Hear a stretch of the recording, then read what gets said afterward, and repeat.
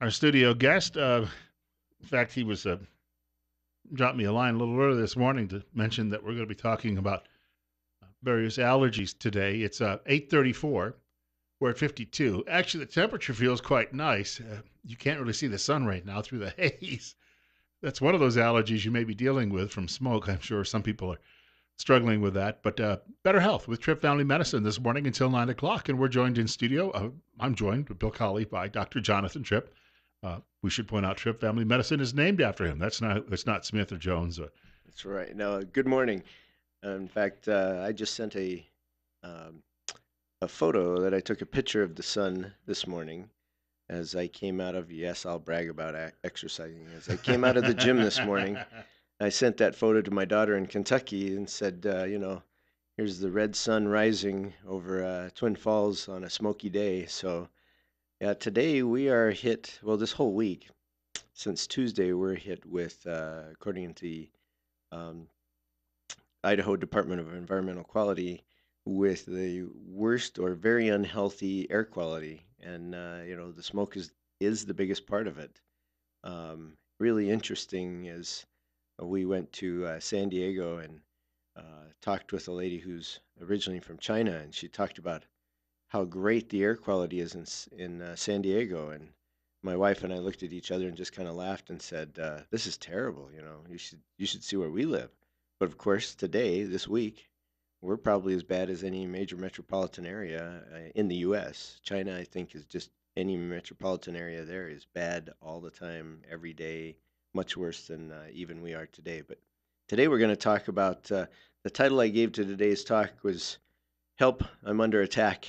And so this is for all of you that are fighting either seasonal hmm allergies or reactions to the smoke, dust, whatever's going on, but there is a lot of it going on. I don't have as many issues with allergies now. I think they've attenuated somewhat. But when I was younger, especially teen years and early 20s, it wasn't even spring or early summer, but late August into September, I would have major issues to the point where, my eyes, I'd have to put a wet washcloth over my eyes and, spend some time on the couch, uh, the machine gun sneezing. And as soon as things started to basically get brown, toward the end of summer was where I experienced that. Yeah, no, we have people that suffer with very serious allergies all the way up until we get a hard frost. And so as things do kind of die off, there's less pollen, there's a lot less in the air. And so we're going to talk about some of what the symptoms are, what symptoms are not related to allergies, and then we're going to talk about, what's the cause behind this? Because not everybody gets allergies, but we're all hmm exposed to pretty much the same environmental stuff. So let me just talk about symptoms. Things that everybody's familiar with: watery eyes or itchy eyes, hmm runny nose, a cough, usually combined with a scratchy throat. You just always got something to clear. Nasal congestion, even to the point where you have headaches. Usually that's at the forehead or behind the eyes, some pressure there.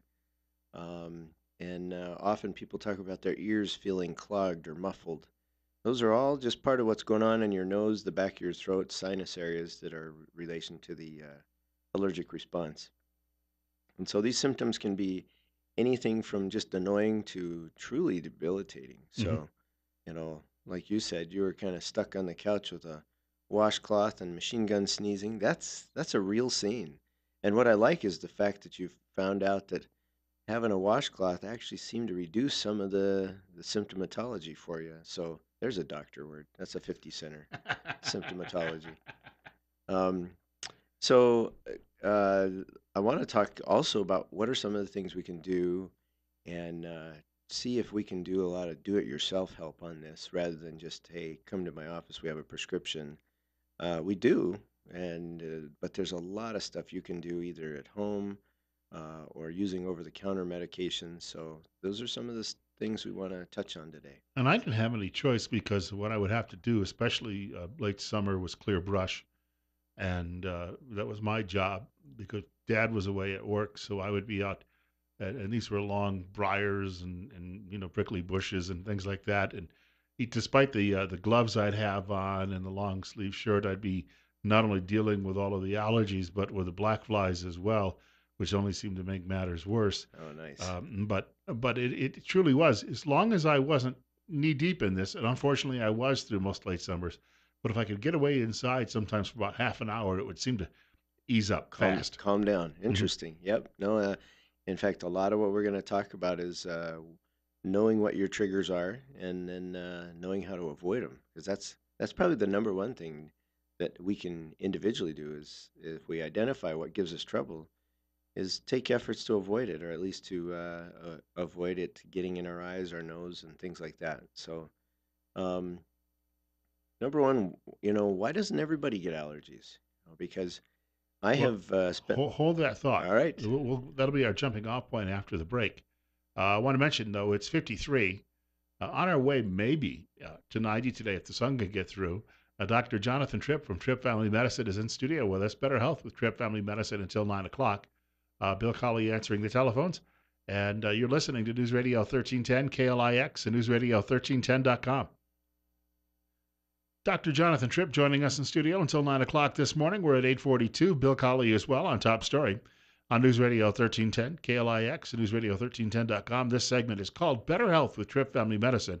The doctor doesn't say it often, but there's a great slogan at his office: life's too short not to feel good, especially for allergy sufferers. And speaking of your office, for someone who'd like to get in touch with you there, how do they go about that? Yeah, welcome to call us at 208 933 4400. That's 208 933 4400. You can also reach us at Facebook at Tripp Family Medicine, as well as at our website, trippfamilymedicine.com. And we have two awesome physician assistants, Russell and Jeremy, that work with us. Very smart guys and have a great breadth and depth of experience, and I use them a lot to get my second opinion. So we really have a combined practice of sharing ideas, sharing patients, and so if you can't get in and see who you wanted to see that day, almost always there's an availability to see somebody else that is going to do well by you. And at our office, our our it's called modus operandi, whatever that really means. It's our plan of operating that if you're hurt or you're sick, call us. We'll get you in. Somebody will see you today. So in a way, we work as an urgent care, but it's an urgent care where you're known. And this, we get lacerations. We have acute abdominal pain yesterday. Whether we have urinary tract infections, upper respiratory, especially with all these allergies. We got people that are just at wit's end, kind of suffering through all this. I'll give you a quick example. We didn't know my wife was allergic to cats, and she had had no problem growing up. And after being newly married, she went and visited somebody's house and had the cat get up on her lap. She petted the cat like normal and apparently touched her eyes or something, but her eyes immediately swelled shut to where she could not drive home, and they had to put her in the back seat of another car and bring her home because her eyes were so swollen. So, if you've got a fun story about allergies or some great ideas, feel free to call us. What's that number? The number here, well, we've got to say 208 now. Yep. 208 736 0300. 208 736 0300. And you were also talking just before the break about, well, what should you do? I mean, Yeah. Why doesn't you everybody don't have to have? suffer, right? Yeah.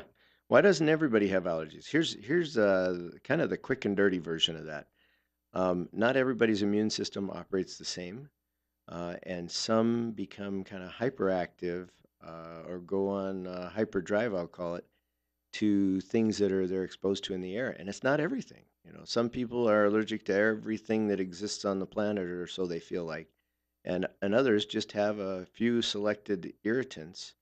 And so, like I said earlier, these can range from symptoms of a little bit of annoying, runny nose or a little bit of congestion to where you just, like my wife, she was truly debilitated by being around the cats. Um, the but so everybody's different, and you have those that just have a less reactionary immune Hmm. system, and as a result, you don't get the irritation. So let me talk a little bit about how that reaction happens. If you think of an inside of a room as the inside of your nose, your back of your throat, kind of those mucous membranes are the lining of the wall. And then you get these things that, are like Velcro that just stick to the wall. and your body says, "Hey, these things don't belong on the wall." And so the way that it responds is either by just trying to flush it off Mhm. with fluid, or it actually comes and attacks it, trying to kill whatever these things are that are attaching to the wall. With the belief, the body thinks that, hey, this is an attacking virus or bacteria or fungus, something that we got to get out, or it could cause us serious harm. So some people's immune systems really identify everything as an attacker, and others are a little bit more discerning. If you grew up on a farm or near a lot of pets as a kid, I understand you don't have as many allergies as somebody who grew up in a much more sterile environment. There is a lot of truth to what we're seeing in that, and yet you would think it's the opposite. That the more exposure, the more reactionary you'd become, and that's not to say that if somebody has allergies that you ought to go out and sit in a field of ragweed to see if you can overcome it. It's a little bit at a time is how it works. In fact, there's an interesting study done about 5 years ago, came out of Denmark, and what they found is that parents with kids that used pacifiers, they had I think it was three different groups, but basically what they found is the parents that would lick off, or you put the pacifier in their own mouth and shove it back in the kid's mouth, actually had a much lower rate of allergies as a child, adolescent, young adult, as opposed to the parent that sterilized the or washed off the pacifier before putting it back in the child's mouth. So apparently, a little bit of exposure through the parent actually helped out. Well, I have a bizarre story like that. When you talk about trying to sterilize something, I was about 10 years old and I had some blood drawn from my left arm. And afterward, a nurse took a cotton ball and a little rubbing alcohol to sterilize the area, swabbed it with rubbing alcohol, and then put a bandage over it. When the bandage came off, I had a great big blister there. Now, I Yeah. was assumed that was caused by the rubbing alcohol. I would actually. Have you had rubbing alcohol since? Not to my knowledge, no. Yeah, I was gonna. It could be, but I would say it's probably more likely the adhesive. But you'd have to tell me your history with Band-Aid since that time. We have a caller with us. Caller, it's about 8:49. You're up next. You're on the air with Dr. Tripp. Go ahead. Good morning, Dr. Tripp. I want to ask a question. When you're allergic to like dogs and cats, and in your case, sales reps, why would you pick an independent family practice guy over more expensive allergists first before finding out your problem? Wow, did I pay you to make this phone call? That's, Well, you do pay me, yes. oh, okay. All right. No, why would I choose primary care versus going to somebody a little more expensive? Because most things, whether it's allergies or blood pressure or um, sports injuries, your primary care docs have a great knowledge base and can take care of. I can't give you an exact percentage, but I would say 80% of what comes through our door we can take care of without sending you to a specialist. On the other hand, if you want to go to a specialist, we're happy to send you. This is not at least our office is not a situation where we're trying to keep you from going somewhere else. But the answer is it's cheaper, it's usually quicker to get seen, and you're probably going to get the same treatment either way. The allergist or the orthopedic surgeon aren't usually trying to hide information from primary care. It's just strictly a matter of uh, not everybody can be an expert in everything, and so primary care tends to be jack of all trades and expert of a few, I'll say, because there are some things that I'm more expert than most experts. One is cosmetics and lasers, Botox and fillers. That's because I did a practice that was strictly those things for about 5 years. But most primary care don't have that background. So allergies, I know basics and actually quite a bit, but very happy to refer to an allergy specialist as well. But your point is well taken. Why would you go somewhere else if you can get seen sooner and get seen cheaper? Come and see us. Thanks for Thank that you. call. I want to thank you. We had a similar conversation with Russell last week where I brought up the fact that when it comes to what you do, you're the first line of defense. Really, when you think about it, and no matter what people come in, because we were talking about hearing health at one point last week, and the fact of the matter is, they come see you first. and then whether it be a cold, hearing health, or a corn on someone's foot, anything like that, they're coming to you. Well, they sure can. A lot of people choose to try to go see a specialist first, and a lot of that is my generation or younger has been raised with you go see a specialist for everything. And if you get older than me, those are the people that, had the family doc, had the country doc, the kind of general practitioner that did everything. So they understand, hey, I can go to one person. They actually do have a pretty broad knowledge base. But it's kind of a generational teaching or point of view. And now we're swinging back where all of the healthcare industry, including the government, would like to make what they call a health home, a healthcare home. And the truth is traditional family medicine has always been, a healthcare home, and that's exactly true. But it's interesting you bring this up because when I was in Delaware, I had my primary care physician, and I also had an endocrinologist that I would go see. But I'd actually see her more often. I had like a regular 90-day appointment with her, where maybe it was twice a year with the family practice. And it just got to be the point where I saw, it's interesting. I saw the specialist more often than the gatekeeper. Yeah, and that it depends on the condition. I have people that see a cardiologist or a neurologist or whatnot on a regular basis, meaning once or twice a year, and often it's the cardiologist that is then sending me directions to say, hey, this is what we'd like to do, and this is what I want you to watch for. But they don't need to see me every 3 months. Why don't they see you? And so it really becomes, a coordination of care, and that's what the healthcare home is all about, is trying to coordinate that care.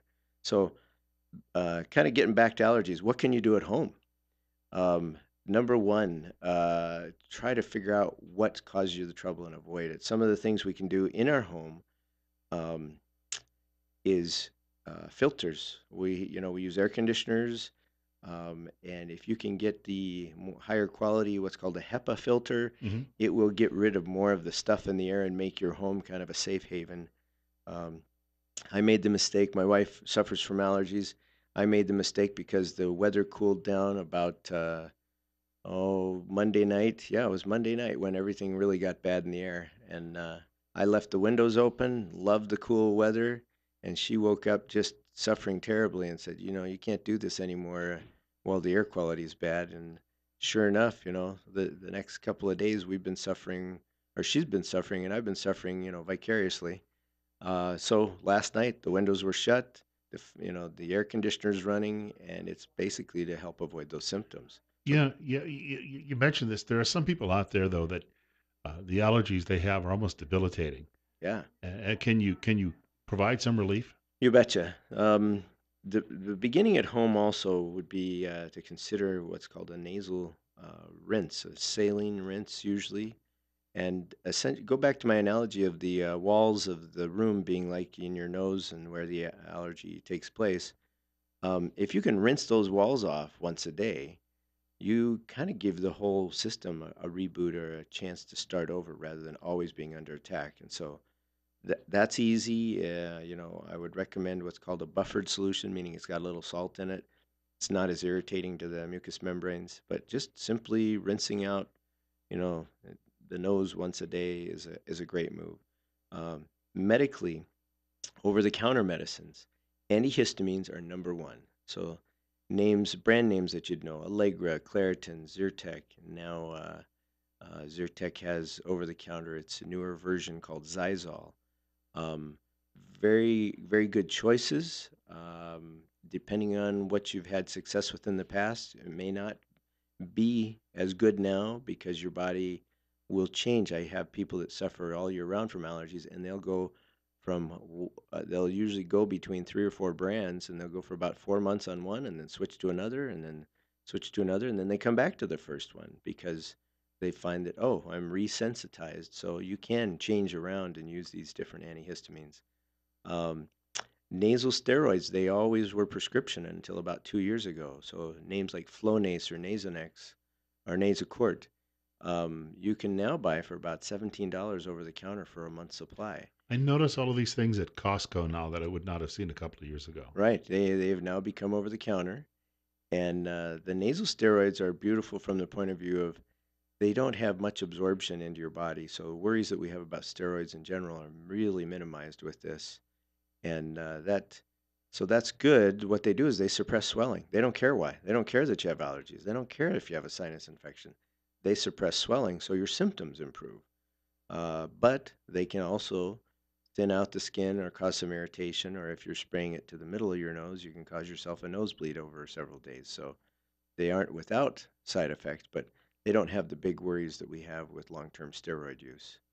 So antihistamines, nasal steroids, um, decongestants are wonderful for taking pressure off. They have the downside of increasing blood pressure or making your heart race.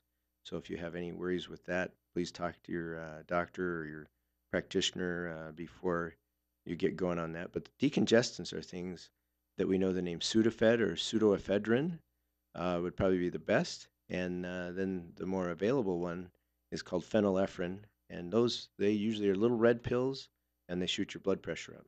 Before we wrap up, how do they get in touch with you? Oh, get in touch with us by calling 208 933 4400, 208 933 4400. And we do have other tricks for allergies if these over the counter systems don't work for you. And next week, we're going to talk about platelet rich plasma and injections that may involve even what's called stem cell therapy. And this is the latest and a really hot topic for how to get rid of arthritis. It's for joint injections. It is the superior method, and we're moving that direction as an office. Want to thank Dr. Jonathan Tripp. We've got news coming up, Fox Radio News in just a moment.